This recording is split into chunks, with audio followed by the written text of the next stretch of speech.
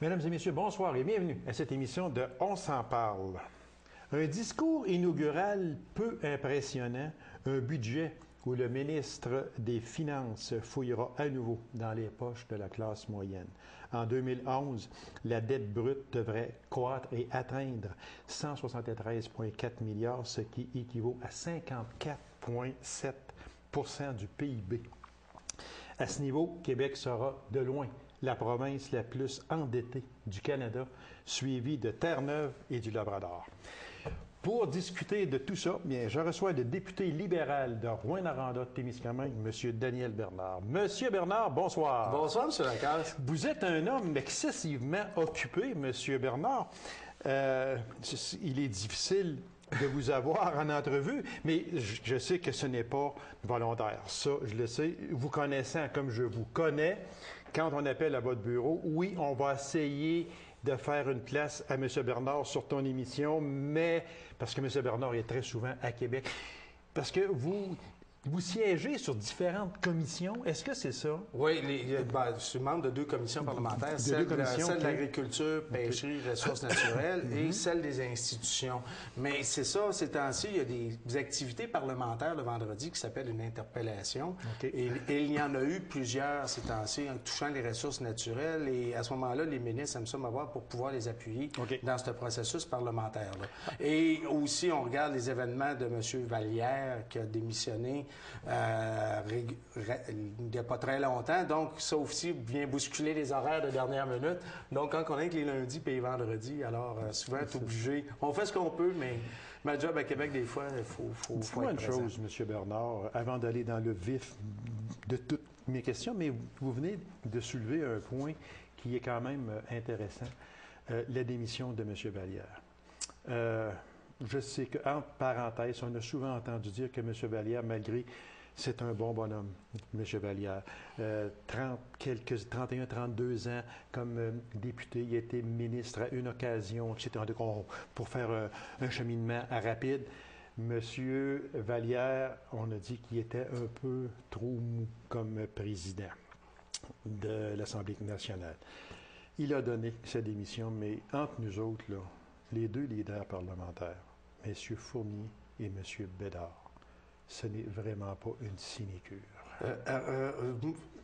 Premièrement, revenons à Yvon. Yvon, vous l'avez dit, Yvon, c'est plate parce que c'est effectivement une très bonne personne. Moi, c'était mon mentor. Trop bonne personne, peut-être. Trop bonne personne. Pour occuper un tel poste. Est-ce que vous êtes d'accord avec moi?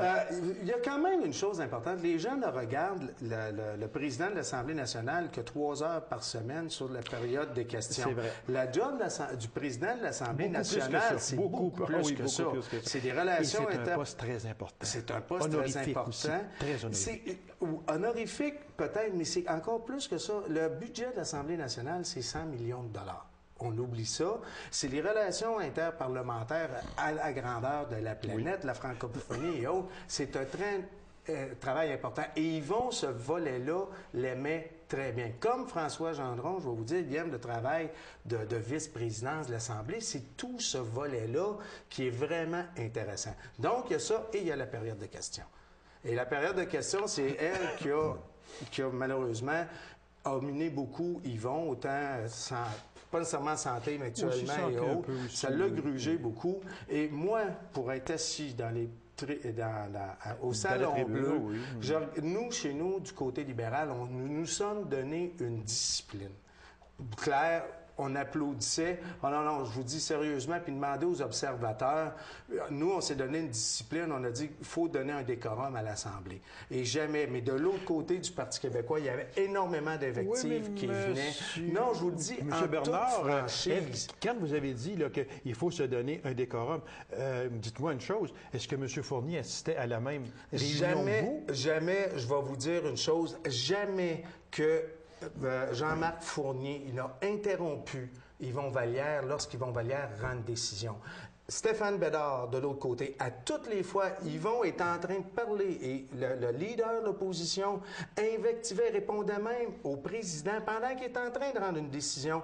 Les députés du Parti québécois, le président parle. Normalement, on ne parle pas quand le président est en train de rendre une décision. Oui. Et eux interpellaient le président puis les députés.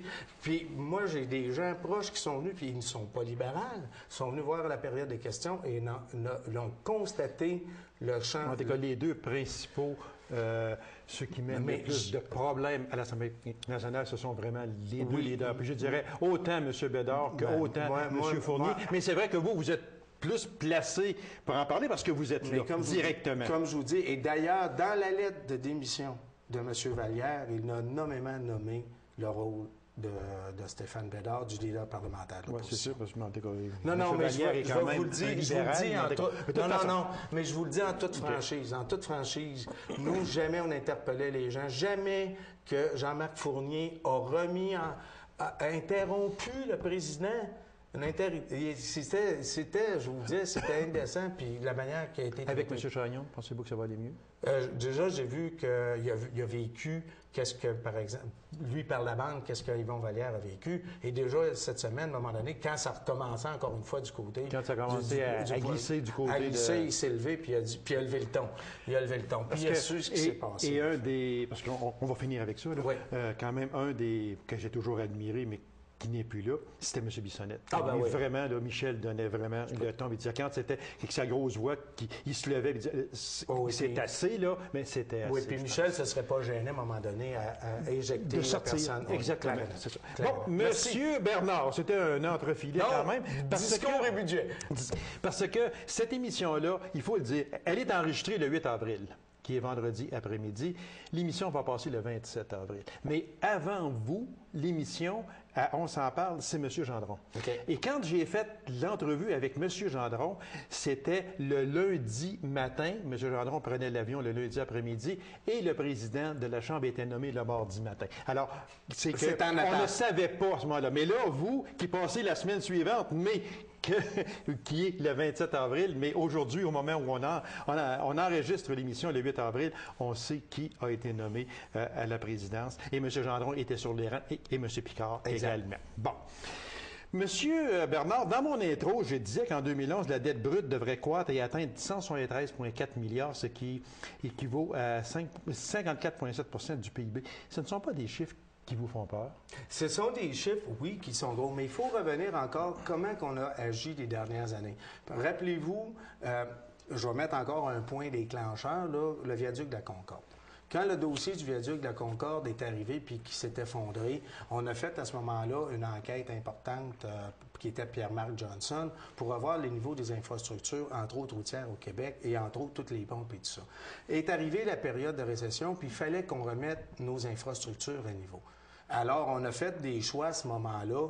Ça permettait de soutenir l'économie, mais même un peu avant, suite au viaduc, on a dit, bon, il faut mettre en place un immense programme d'infrastructure. Les investissements qu'on a faits en infrastructure, on sait, c'était 40 quelques milliards 43, à peu près au cours des 5 dernières années. C'était énormément d'argent qui, effectivement... c'est sûr que c'était énormément d'argent. C'est presque le 3/4 du budget du Québec. Oui. Puis, à ce moment-là, c'est une période, c'est venu contribuer à la hausse de la dette, mais il fallait remettre nos infrastructures à niveau parce que on revient avant qu'on soit là, même, je vous dirais, 2005, tout gouvernement confondu, là, même libéraux et Parti québécois, avaient laissé aller les infrastructures au Québec. Il fallait faire une phase majeure d'investissement. Et on avait remis les ponts aussi aux municipalités. Les ponts se sont dégradés, il faut le dire, détériorés, parce que les municipalités n'avaient pas les moyens d'arranger leurs ponts. Donc, on reprend les ponts. Là, on a repris les ponts. Le gouvernement reprend les ponts. Puis, c'est sûr qu'il faut mettre de l'argent dessus parce que les ponts n'ont pas été, ou à peu près pas. Puis on regarde l'état des routes, comment que ça le sont rendus. Maintenant, on a investi beaucoup plus. Alors, il faut regarder ça dans la perspective qu'à un moment donné, tu réhypothèques ta maison pour la remettre en état. OK? C'est beaucoup d'argent, mais c'est pour ça le choix qu'on a fait. De toute façon, il fallait l'objectif de revenir à l'équilibre budgétaire 2013 est très important à cet égard-là. Est-ce que vous y croyez encore? Oui.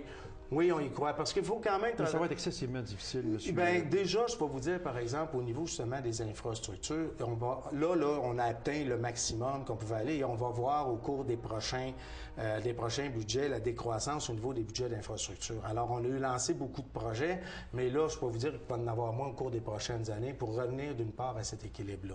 Et par la suite, on compte naturellement sur la croissance économique qui, somme toute, au Québec, on va relativement bien puis devrait aller encore mieux au cours des prochaines années. Oui, mais c'est un signe qui est vraiment inquiétant quand même, M. Bernard, c'est que les investissements publics dans l'économie sont à leur plus haut niveau depuis 25 ans. Le privé n'est plus là. Oui, c'est ça qui est inquiétant. Ça, vous avez raison. Puis ce matin, j'étais avec des groupes de personnes, entre autres. On parlait justement, on voit la tendance qui est en train de s'inverser. Comme je vous dis, là, on a soutenu en même temps l'économie, puis il y avait des projets majeurs.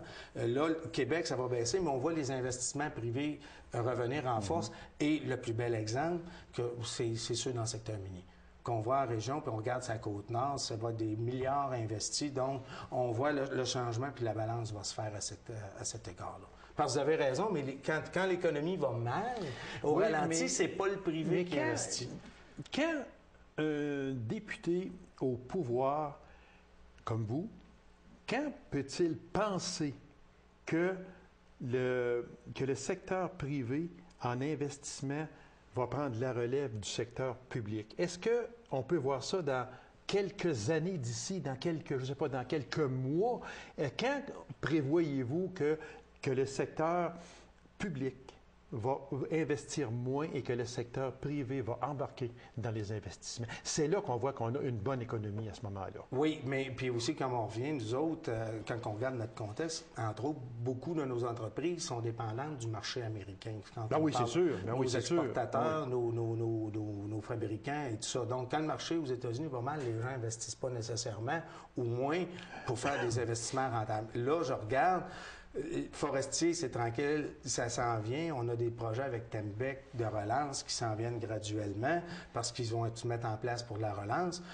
Au niveau minier, comme je vous l'ai dit, des records d'investissement qu'il y a eu en l'année 2010. C'est sûr que le secteur minier, l'or, c'est sûr qu'on est le 8 avril aujourd'hui, l'émission passe à 27, mais l'or était à 1450 $. Ça ne s'était pas vu depuis... c'est un record à peu près historique. Donc, quand on regarde ça, mais... Est-ce que dans nos structures ou dans notre économie, on va avoir plus d'investissements privés que gouvernementaux? J'en doute, en toute franchise. Mais qui occupent une plus grande part, mais ça, c'est ça qu'on veut, puis c'est ça qui est important. Oui, c'est sûr.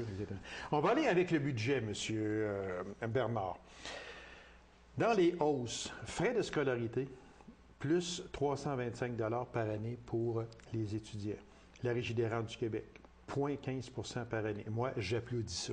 Ça, parce que ça, pas le choix. Ça, là, c'est... oui, mais quand même, moi, honnêtement, je l'aurais peut-être monté le double de ça, à 0,30 %. Parce que ça ne représente pas énormément, c'est quelques centaines de dollars par année qu'un salarié de la classe moyenne aura à payer. Vous vont me dire, oui, mais on en paye assez. Oui, mais ça, là, c'est le fonds de pension. C'est le fonds de pension, exactement. C'est quand on va pouvoir prendre sa retraite, on va pouvoir dire, au moins, j'ai la Régie des rentes, elle n'est pas à sec à ce moment-là. Alors, moi, 0,15 %, bravo. Oui. Taxe de vente, plus 1 %, ça, il est annoncé depuis longtemps. C'est ça. Et on reprend l'espace qui avait été laissé par le fédéral. Par le fédéral. Contribution santé, 25 % cette année. Ceux qui ont fait, oui, le rapport d'impôt, 25 $ qui allait sur le rapport d'impôt. L'an prochain, ce sera 100 $. Et dans l'autre année, ce sera 200 $. Frais de scolarité, 325 $. Les étudiants ne sont pas de bonne humeur. Qu'est-ce que vous dites de ça, monsieur? Il y a eu quelques manifestations d'avant votre bureau. Mais c'est une belle... Je savais que vous alliez me parler de ça. Quand je reviens au niveau, puis je le regarde encore, j'ai eu des manifestations dans mon bureau. Il y avait une quarantaine de personnes l'autre jour. Quand on sait qu'il y a à peu près 2000 étudiants, le tiers de ces gens-là n'étaient pas des étudiants. OK? On avait les groupes comme le réseau Vigilance, les syndicats et autres, puis c'était une minorité d'étudiants.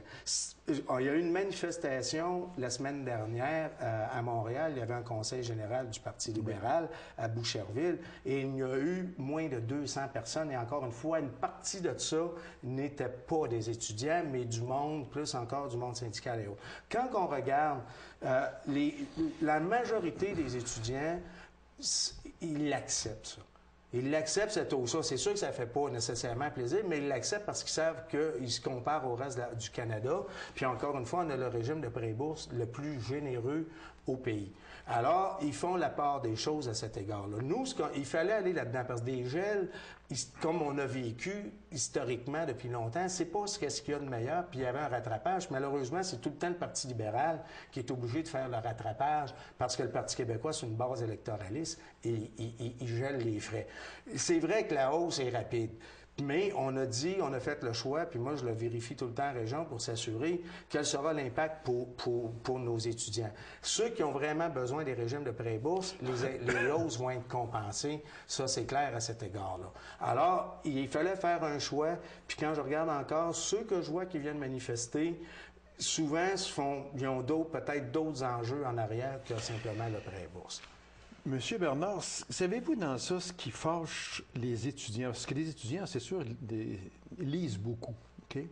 Donc, ce qui fâche les étudiants, et je vais vous lire juste un tout petit texte ici, là, que j'ai lu aussi à M. Gendron la semaine passée. OK?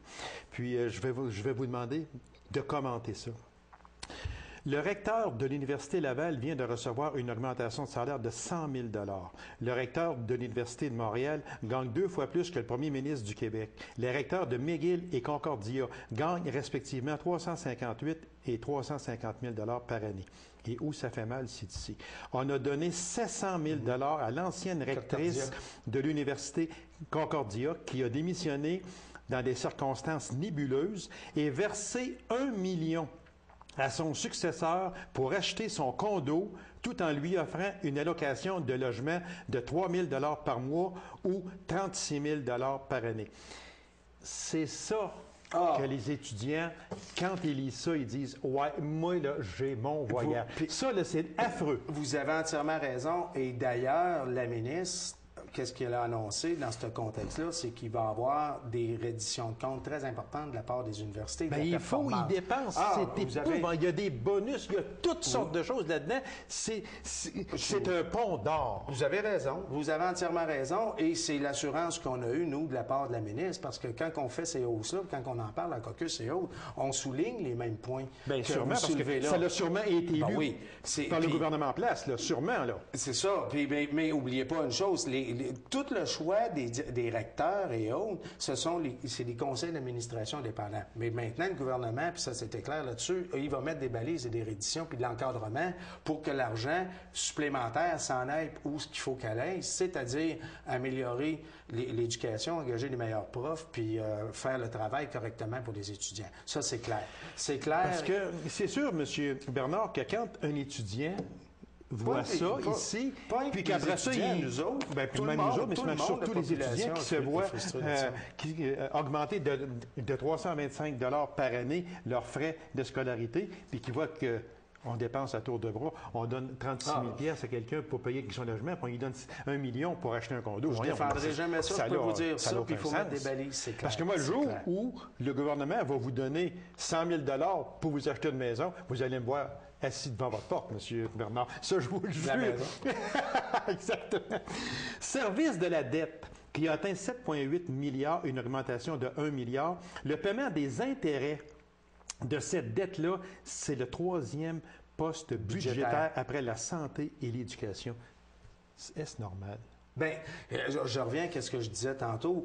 Et on a mis plus de l'argent. Il fallait rembourser nos infrastructures et autres, puis on a mis de l'argent à cet égard-là qui a fait monter la dette. Et on revient encore, le plan de revenir, effectivement, il faut revenir à l'équilibre budgétaire rapidement, non seulement pour ça, mais également parce qu'il va y avoir moins de travailleurs à partir de 2013 et autres. Alors, il faut s'en aller vers ça, c'est clair.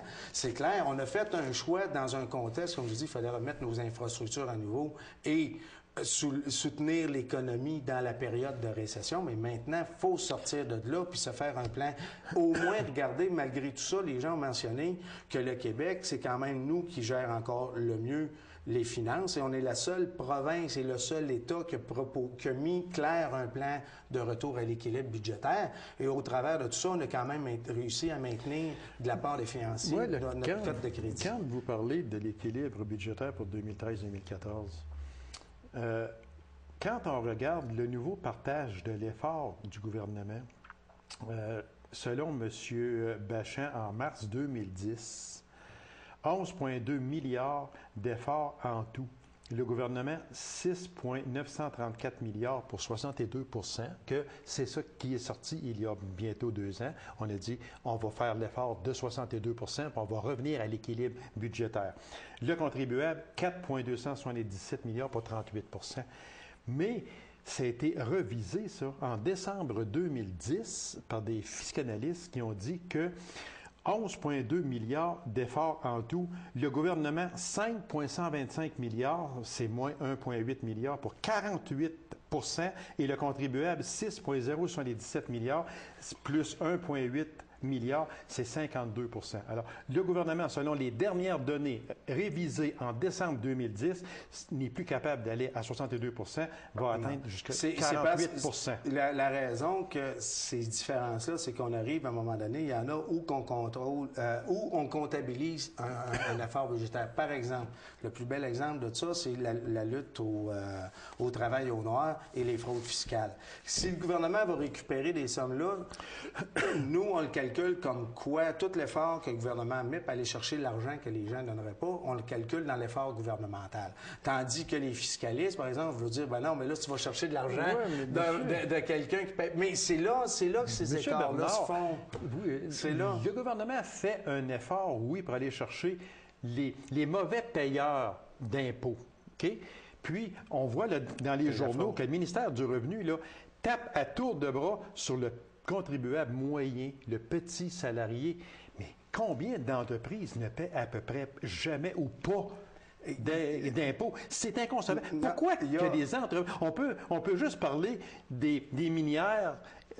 On peut parler de beaucoup de choses, mais on frappe toujours sur la classe moyenne.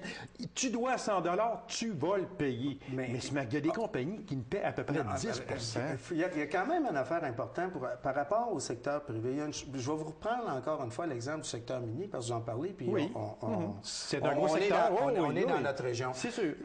Les compagnies, puis n'importe quelle entreprise qui produit un bien, le coût du salaire du travailleur rentre dans le coût de production du bien.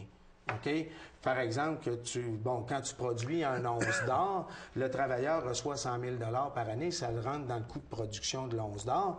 L'impôt que le travailleur paye rentre dans le coût de production de l'entreprise. C'est un transfert. Alors, puis l'entreprise, au final, paye aussi le TPS, TVQ sur tous les biens qu'elle achète, qu'elle consomme, et aussi paye de l'impôt sur ses profits. Alors, c'est pour ça qu'à un moment donné, puis dans la dynamique nord-américaine dans laquelle où on est, quand, par exemple, on se compare, c'est là quand, à un moment donné, on est rendu pour attirer des entreprises, on est obligé de donner un aide pour compenser tous les niveaux de taxation. C'est parce qu'on est quand même les plus taxés, puis même au niveau des entreprises. On est les plus taxés. On est les plus taxés, puis les entreprises, comme je vous le dis, c'est un transfert du coût de production vers le travailleur. On dit que le travailleur paye beaucoup d'impôts, mais dans l'entreprise, ça rentre dans ses coûts globaux de fonctionnement. Alors, c'est pour ça, si tu retaxes en plus une entreprise, puis le plus bel exemple qui est arrivé, c'était Electrolux, là, que les gens vont se rappeler tout récemment, qui ont dit, regarde, nous autres, on déménage aux États. Alors, on est obligé de faire ça pour garder les impôts plus bas, mais n'oubliez pas que les impôts des travailleurs rentrent dans les coûts de production de l'entreprise. Monsieur Bernard, le problème du gouvernement, là, ce n'est pas un problème de revenus, mais c'est plutôt un problème de dépenses. Oui. Parce que la dette était plus ou moins 234 milliards. Si on prend tout, avec Hydro-Québec, etc. le domaine hospitalier, scolaire, etc., on dit que non pas parce que l'on ne taxe pas assez les citoyens, mais c'est parce que le gouvernement dépense trop. Bien, regardez... Et ça, c'est pas moi qui dis ça, là. Ce sont réellement des hauts fonctionnaires. Regardez, on est l'endroit où les programmes de services sociaux et de support sont les plus généraux au Canada et en Amérique du Nord.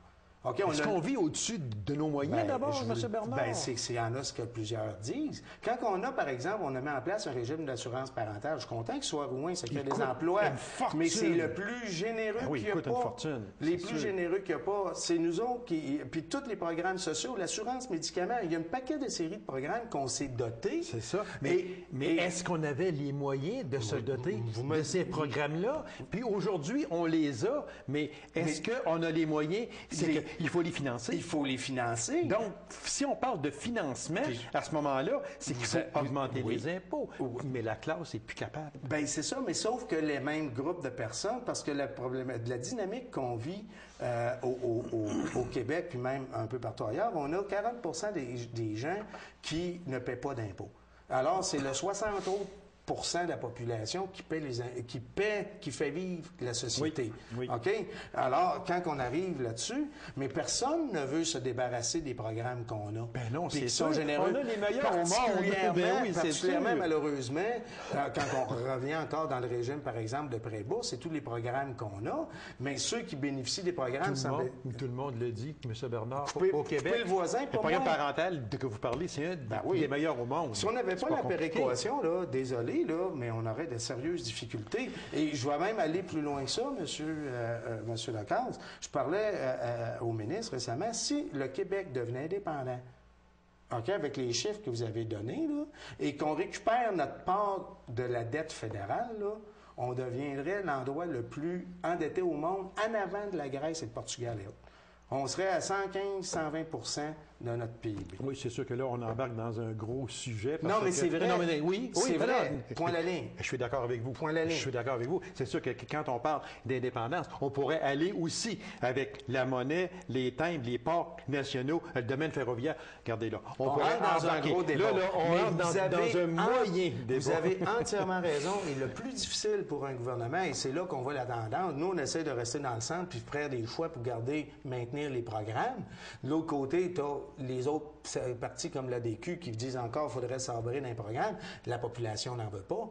Puis après ça, tu as les autres qu'il faudrait rajouter d'autres programmes. Alors, Monsieur Bernard... Mais c'est le défi de la gouvernance. Oui, mais ce qui est... Avec tout ça, là, on sait que le Québec est endetté, c'est vrai. On est dans le déficit. Mais pendant tout ce temps-là, on va verser plus ou moins, là, environ 200 millions pour un Colisée à Québec. Et selon les grands financiers, pour moi qui le dis, ce sont les financiers.